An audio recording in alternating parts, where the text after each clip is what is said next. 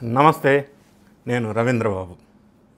ఆంధ్రప్రదేశ్ రాష్ట్రంలో వైఎస్ఆర్సిపి లేదా జగన్ రెడ్డి గారు సెల్ఫ్ గోల్ ఎందుకు చేసుకుంటున్నారు? ఇందులో వాస్తవం ఎంత? షాకింగ్ ట్విస్ట్స్ ఏంటి? Chapter devoted. ఎందుకు సమాప్తం దిశగా పార్టీ వెళ్తూ ఉంది అనేది మీకు వివరించే ప్రయత్నం చేస్తాను. ఎవరైనా, ఏ రాజకీయ పార్టీ అయినా, ఏ వ్యక్తి అయినా, శక్తి అయినా, సంస్థ అయినా ఆయా రంగాల్లో సక్సెస్ సాధించాలి అని ఆరాటపడతారు.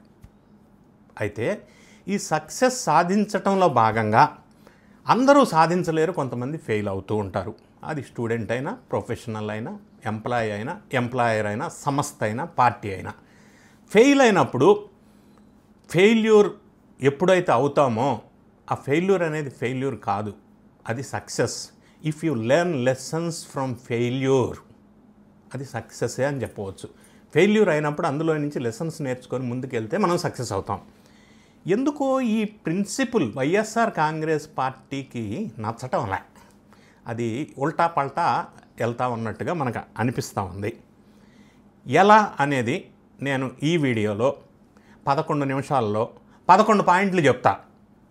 మీరు ఎక్కడో మళ్ళీ కనెక్ట్ చేసుకోకండి. ఫస్ట్ పాయింట్, తల్లి చెల్లిని ఇంట్లో నుంచి గెంటి వేయటం వల్ల వైఎస్ఆర్ కాంగ్రెస్ పార్టీకి, జగన్ కుటుంబానికి ఏ విధంగా పబ్లిక్లో మెసేజ్ వెళ్ళిందనేది ఒక్కసారి ఆత్మ విమర్శ చేసుకోవాలా. ఎందుకంటే ఇప్పుడు చెల్లి ప్రతి విషయంలో జగన్ రెడ్డి గారికి ఎందుకు ఎగనెస్ట్గా మాట్లాడుతూ ఉన్నారు? జగన్ రెడ్డి గారు గత ఎలక్షన్లో ఓడిపోవటానికి చాలా కారణాలు ఉంటే అందులో షర్మిలమ్మ తల్లి కూడా ఒక కారణంగా మనం చెప్పవచ్చు. మరి ఆ తల్లి చెల్లి గంటివేత ఎంతవరకు కరెక్ట్, ఎంతవరకు సమంజసం? మనం తల్లుల గురించి, చెల్లెల గురించి ఇంట్లో నుంచి బయటికి దొబ్బేసి నా చెల్లెళ్ళు, నా అక్కలు, నా బీసీలు, నా ఎస్టీలు అంటే పబ్లిక్ నమ్ముతారా? నమ్మరు కదా. అది ఫస్ట్ పాయింట్. సెకండ్ పాయింట్, ఓడిపోయిన తర్వాత ఎలక్షన్లో ఏ రాజకీయ పార్టీ అయినా ఓటమిని అంగీకరిస్తూ ప్రజలిచ్చిన తీర్పుని శిరసావధిస్తూ ఏం తప్పులు జరిగినాయో సెల్ఫ్ రియలైజ్ చేసుకొని మేము ప్రణాళికాబద్ధంగా ముందుకెళ్తాం అని ఒక రాజకీయ స్టేట్మెంట్ ఇస్తారు. సహజంగా జరిగే ప్రక్రియ అది. దీనికి ఉల్టాగా జగన్ రెడ్డి గారు ఇంతమందికి ఇన్ని స్కీమ్స్ పంచాము, అయినా కూడా ప్రజలు మమ్మల్ని, మా పార్టీని మోసం చేశారు, ఎందుకో తెలియట్లా, ఏమైపోయి ఆ ప్రేమాభిమానాలు, ప్రజలు ఎందుకు ఇట్లా మోసం చేశారు అన్న కామెంట్ చేయటం అనేది కరెక్టేనా? దాంతోపాటుగా ఇంకొక అడుగు ముందుకేసి ఈవీఎంస్ వల్ల ఓడిపోయామన్నారు. మరి ఇప్పుడు ఈవీఎంస్ వల్ల ఓడిపోతే లాస్ట్ టైం గెలిచినప్పుడు అప్పుడు ఈవీఎంస్ కాదా? ఇది ఏ విధంగా సమర్థనీయం? అంటే ఓడిపోవటానికి కారణం ప్రజలు అని చెప్పటం ఎంతవరకు కరెక్టు?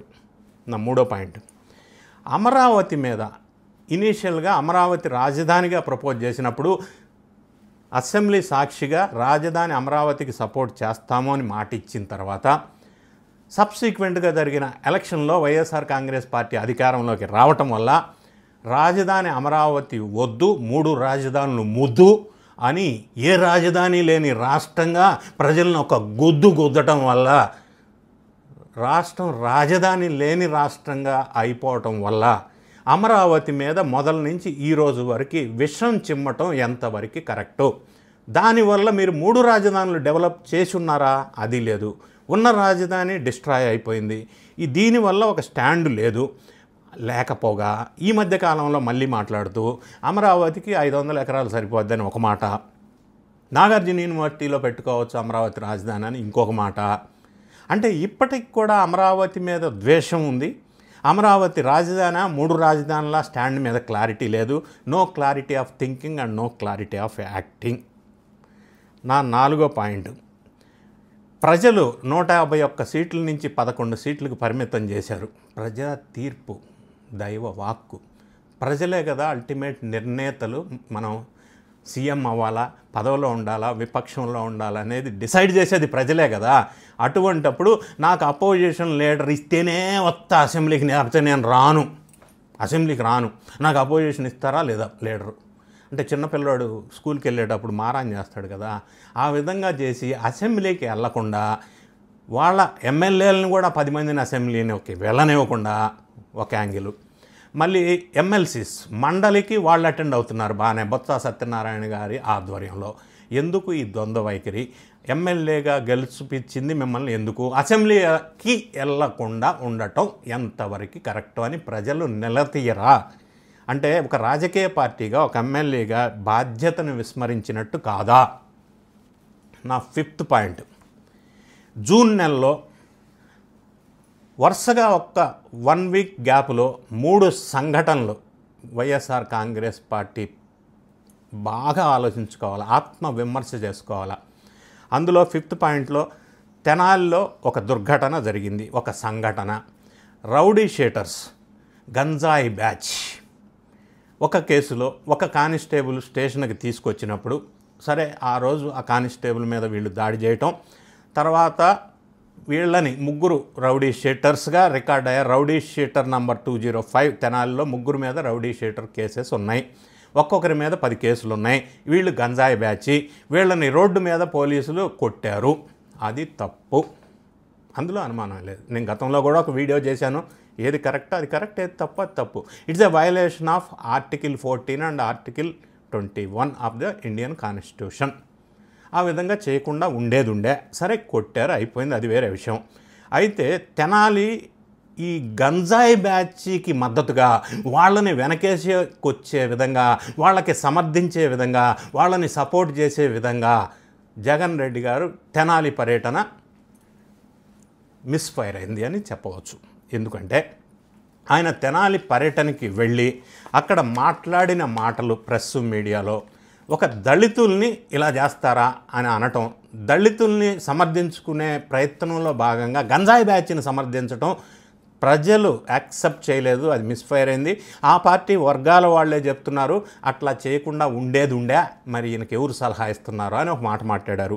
ఈ సంఘటన జరిగింది జూన్ 3వ తారీఖు. అక్కడికి వెళ్ళి ఆయన మాట్లాడుతూ ఈ పిల్లలు వీళ్ళని తెనాల్లో ఇన్సిడెంట్ జరిగితే మంగళగిరిలో అరెస్ట్ చేస్తారా అంటాడు. తెనాల్లో మరి అక్యూజ్డ్ మంగళగిరిలో ఉంటే అరెస్ట్ చేయరా? చిన్నపిల్లల గాయాలని అంటారు, ఎక్కడ చిన్నపిల్లలు రౌడీ షీటర్ కదా. ఆ విక్టర్ అనే అతను ఒక అక్యూజ్డ్ జూనియర్ న్యాయవాది, ఆయన అరెస్ట్ చేస్తారా అంటారు. అంటే దానికి అక్యూజ్డ్లో ఉన్నప్పుడు రౌడీ షీటర్ ఉన్నప్పుడు అరెస్ట్ చేయకుండా ఎట్లా ఉంటారు? ఆ కుటుంబ సభ్యుల్ని ముందు పెట్టి వాళ్ళని వెలుగులోకి తీసుకురావడం ఎంతవరకు కరెక్టు? అందులోనే మాట్లాడుతూ చంద్రబాబు నాయుడు గారి మీద 24 కేసులు ఉన్నాయి, ఆయన కూడా తీసుకొచ్చి రోడ్డు మీద కొడతారా అంటాడు. ఇది ఎంత డ్యామేజింగ్ స్టేట్మెంట్, ఇది ఎవరికి వ్యతిరేకంగా ప్రజలు రిసీవ్ చేసుకుంటారు? ఇది ఎంత తప్పు మాట. ఈ విధంగా ఒక ఎమ్మెల్యే మాట్లాడవచ్చునా? ఆ 24 కేసులు కూడా లేవు ఆయన మీద, అది వేరే విషయం, నేను దాని ప్రస్తావన ఎట్లా. మరి నా పర్యటనకి వెళ్ళినప్పుడు దళిత సంఘాల వాళ్ళు కూడా అపోజ్ చేశారు కదా. ఈ విధంగా తెనాలి పర్యటన మిస్ఫైర్ అయింది అనేది వాస్తవం. నా 6th పాయింట్, వెంటనే జూన్ 4న వెన్నుపోటు దినం అని ఒక ఉద్యమానికి పిలుపునిచ్చారు జగన్ రెడ్డి గారు. సరే కొంతమంది నాయకులు పార్టిసిపేట్ చేశారు, బొత్స సత్యనారాయణ లాంటి వాళ్ళు కూడా అస్వస్థకు లోనయ్యారు. ఇక్కడ గమనించాల్సిన విషయం ఏంటంటే ప్రతిపక్షంలో ఉన్నప్పుడు ప్రతిపక్షంలో ఒక యూనిటీ క్రియేట్ చేయవలసిన బాధ్యత నాయకత్వానికి ఉంటుంది. వెన్నుపోటు దినం అని పిలుపునివ్వటం జూన్ 4న ఎంతవరకు సమంజసం అనేది ఫస్ట్ క్వశ్చన్. జూన్ 4 ఏంటి? ఎలక్షన్ రిజల్ట్స్ డిక్లేర్ అయిన రోజు. అంటే ఎలక్షన్ రిజల్ట్స్ వచ్చిన రోజు వెన్నుపోటు దినోత్సవం అంటే ఆ ఓటు వేసి మిమ్మల్ని ఓడించిన ప్రజలు మీకు వెన్నుపోటు పొడిచారు అని దాని మీనింగ్ రాదా? మీరు పెట్టేది ఉంటే జూన్ 12 అంటే ఎన్డీఏ ప్రభుత్వం ప్రమాణ స్వీకారం చేసిన రోజు, ఆ రోజు పెడితే ఎలా ఉండేది? ఎలక్షన్ రిజల్ట్ వచ్చిన రోజుని వెన్నుపోటు దినం అంటే ప్రజల్ని కించపరిచినట్టు కాదా? నెగిటివ్ మెసేజ్ పబ్లిక్లోకి వెళ్ళదా? ఒక పాయింట్.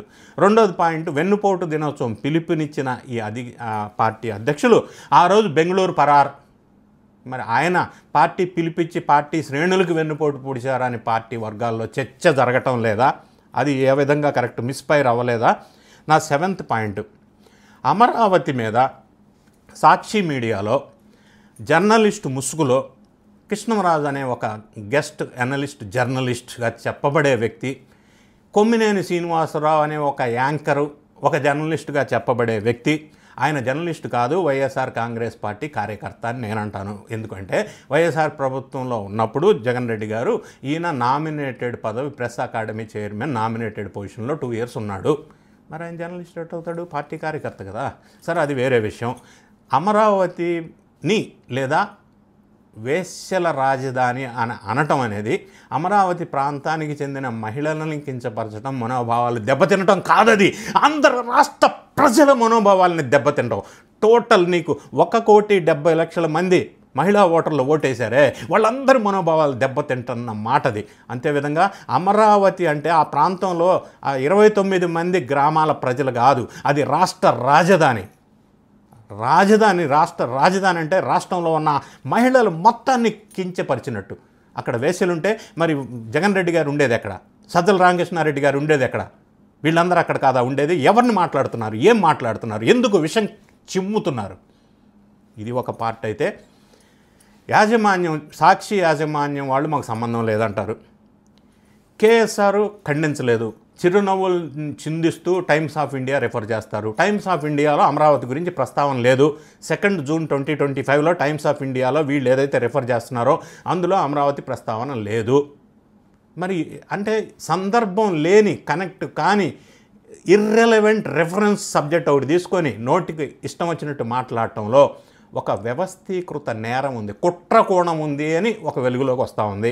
అంటే అమరావతిలోకి పెట్టుబడులు రాకుండా చేయాలా, డెవలప్మెంట్ లేకుండా చేయాలా అని ఆర్గనైజ్డ్ క్రైమ్గా ఏమన్నా ఆలోచించారా? దీనివల్ల అక్కడ హెచ్ఐవి వ్యాధిగ్రస్తులు ఉన్నారని చెప్తా ఉంటే ఇన్వెస్ట్మెంట్స్ ఎలా వస్తాయి? 150 స్వచ్ఛంద సంస్థలు పనిచేస్తున్నాయని చెప్పారు ఈ పెద్ద మనిషి. ఆంధ్ర రాష్ట్రం మొత్తం మీద 109 హెచ్ఐవికి వ్యతిరేకంగా సంస్థలు పనిచేస్తున్నాయి. ఒక అమరావతిలోనే 150 ఎక్కడ పనిచేస్తున్నాయి? టైమ్స్ ఆఫ్ ఇండియా వాళ్ళు రాసింది ఏంటి? Karnataka first, AP second, Maharashtra third, Delhi fourth, fifth Telangana ఈ ప్రాస్టిట్యూట్స్ వృత్తిలో అని రాశారు. దాన్ని అమరావతికి మీరు ఎట్లా మీ ఇష్టం వచ్చినట్టు లింక్ పెట్టేస్తారా? ప్రజల మనోభావాలతో ఆటలాడుకుంటారా? ప్రజలంతా చిత్కరిస్తుంటే ఆంధ్రప్రదేశ్ భగ్గుమంటుంటే ఈ రోజు వరకు ఖండించకపోవటం పోగా జగన్ రెడ్డి గారు ఆ సాక్షి మీడియాని సమర్థించటం, 70 ఏళ్ల వయసులో కేఎస్ఆర్ని అరెస్ట్ చేస్తారా అంటాం. మళ్ళీ వీళ్ళు అరెస్ట్ చేయలేదా? పరిపాలన చేసినప్పుడు అంకారావు అన్న వ్యక్తిని 80 సంవత్సరాల వయసులో ఎన్ని అరెస్టులు చేయలేదు? సో వయసుకి సంబంధం లేదు, ప్రొఫెషన్కి సంబంధం లేదు. నేరస్తుడు అక్యూజ్డ్ అన్నప్పుడు నేరంలో ఉంటే అరెస్ట్ చేస్తారు. ఇది ఒక పెద్ద రచ్చకి కారణమైంది. ఇప్పటికే ఆంధ్ర రాష్ట్రంలో 60 ప్రాంతాల్లో దీని మీద కేసు బుక్ అయింది. ఈ అమరావతి మీద అనుచితమైన వ్యాఖ్యలు చేసి ఆంధ్రప్రదేశ్ ప్రజల మనోభావాల్ని దెబ్బతినటం అనేది క్షమించరాని నేరంగా భావిస్తున్నారు ప్రతి ఒక్కరూ. అమరావతి ప్రాంత ప్రజలు మాత్రమే కాదు. నా 8వ పాయింట్, వీళ్ళు ఏదైతే మాట్లాడారో అమరావతి మీద కానీ, లేదా అరెస్ట్ అయ్యి జైలుకి వెళ్ళిన వాళ్ళు జైలుకి వెళ్ళవలసిన పరిస్థితి ఎందుకు వచ్చింది అని చెప్తున్నప్పుడు వాళ్ళకి స్క్రిప్ట్ ఇస్తారు. సజ్జల రామకృష్ణారెడ్డి గారు కానీ, సాక్షి మీడియా కానీ, జగన్ రెడ్డి కానీ ఆ స్క్రిప్ట్ మేము చదువుతాం అని వీళ్ళు చెప్పారు గతంలో అందరి ముందు. పోసాని కృష్ణమురళి కావచ్చు, ఈ వాళ్ళ పార్టీలో పనిచేసి బయటకు వచ్చిన పద్మ కావచ్చు, లేదా వాళ్ళ పార్టీ నుంచి బయటకు వచ్చిన రవిచంద్రారెడ్డి కావచ్చు, వాళ్ళ పార్టీలోనే క్లోజ్గా పనిచేసిన బాలినేని శ్రీనివాసరెడ్డి కావచ్చు, ఇట్లాంటి చాలామంది బయటకు వచ్చి ఆ పార్టీలో తిట్టమని స్క్రిప్ట్లు ఇస్తారు, బూతులు రాసిస్తారు, అది స్క్రిప్ట్ చెప్పవలసి వస్తుంది అని చెప్పారు. ఇది ఏ విధంగా కరెక్టు? నా 9వ పాయింట్, 11 సీట్లు వచ్చినప్పటికీ జగన్ రెడ్డి గారి వాళ్ళ పార్టీకి అసెంబ్లీకి వెళ్లకుండా, ఇక్కడ ఉండకుండా ప్రజా సమస్యలు గాలికి వదిలేసి వర్కింగ్ ఫ్రమ్ బెంగళూరు ప్యాలెస్, అది ఏ విధంగా జనం యాక్సెప్ట్ చేస్తారు? ఇక్కడ ఉండి ప్రజా సమస్యలు తెలుసుకొని పోరాటాలు చేసి ప్రజలకి ఉపయోగపడే కార్యక్రమాలు, ప్రభుత్వానికి నిర్మాణాత్మకమైన సలహాలు, సూచనలు ఇవ్వవలసిన బాధ్యత పార్టీకి ఉంటుంది కదా. ఈ విధంగా చేయటం ఎంతవరకు కరెక్టు? నా 10వ పాయింట్, ఎవరైతే అక్రమాలు చేసి సక్రమంగా అరెస్ట్ కాబడి జైల్లో ఉంటే, అది వల్లభనేని వంశీ కావచ్చు, పోసాని కృష్ణమురళి కావచ్చు, ఆ లైన్ పెద్ద క్యూ ఉంది, కాకాణి గోవర్ధన్ రెడ్డిగా పెద్ద క్యూ ఉంది, అదంతా అందరూ జైలుకి వెళ్తూ ఉంటే వీళ్ళు ఆ జైల్లో ఉన్న వాళ్ళని వెళ్ళి పరామర్శించడం, మాట్లాడటం, ఏం మెసేజ్ ఇస్తున్నాం మనం ప్రజలకి? నేరాలు చేసి జైలుకి వెళ్తే వాళ్ళని పరామర్శించి వాళ్ళకి సపోర్ట్గా మాట్లాడటం ఎంతవరకు కరెక్టు? ఒక్కసారి ఆత్మవిమర్శ చేసుకోవాల్సిన అవసరం ఉంది. నా 11వ పాయింట్, లిక్కర్ స్కామ్లో అక్యూజ్డ్ ఎవరైతే ఉన్నారో అది పిఎస్ఆర్ ఆంజనేయులు కావచ్చు, ధనుంజయ రెడ్డి కావచ్చు, కృష్ణమోహన్ రెడ్డి కావచ్చు, వీళ్ళందరి మీద వెనక వేసుకొచ్చే ప్రయత్నం చేయటం ఎంతవరకు కరెక్టు? అసలు లిక్కర్లో స్కామే జరగలేదని ఒక పక్క అంటారు, ఒక పక్క ధనుంజయ రెడ్డి అన్నకి కొడుకు పెళ్ళి ఉంది, పెళ్ళుండి ఎట తీసుకెళ్తాడు అంటాడు, కృష్ణమోహన్ రెడ్డి వాళ్ళ అమ్మాయి పెళ్ళి ఉంది అంటాడు, బాలాజీ గోవిందప్ప వాళ్ళ రెండో కూతురు పెళ్ళి ఉంది అంటాడు. పెళ్ళిళ్ళు ఉంటే అరెస్టులు చేయరా? అట్లాంటప్పుడు అక్యూజ్డ్గా లేకుండా ఉండేది ఉండే, ఇటువంటి అక్రమాలు చేయకుండా ఉండేది ఉండే. ఇట్లా వెనకేసుకు రావటం, ఐపీఎస్ వాళ్ళని అరెస్ట్ చేస్తారా అని మాట్లాడటం, లిక్కర్ స్కామ్ భారీ స్కాము క్లియర్గా రిమాండ్ రిపోర్ట్లో వాస్తవాలు వెలుగులోకి వచ్చినాయి. సరే, అదే ఎక్కడ ఎవరు అంతిమ లబ్ధిదారులు అనేది విచారణలో తేలుతుంది. ఆ ప్రస్తావన నేను తీసుకురావట్లేదు. అది వాళ్ళని సమర్థించే ప్రయత్నం చేయటం ఎంతవరకు కరెక్టు అనేది మనం ఆత్మవిమర్శ చేసుకోవాలి. ఈ విధంగా మనం ఆలోచించినప్పుడు ఈ 11 పాయింట్లు 11 నిమిషాల్లో వైఎస్ఆర్ కాంగ్రెస్ పార్టీ జగన్ రెడ్డి గారు సెల్ఫ్ గోల్ వేసుకొని షాకింగ్ ట్విస్టులతోటి ఆ పార్టీ పరిసమాప్త దిశగా ప్రయాణం చేస్తుందా అని నాకున్న అనుమానం.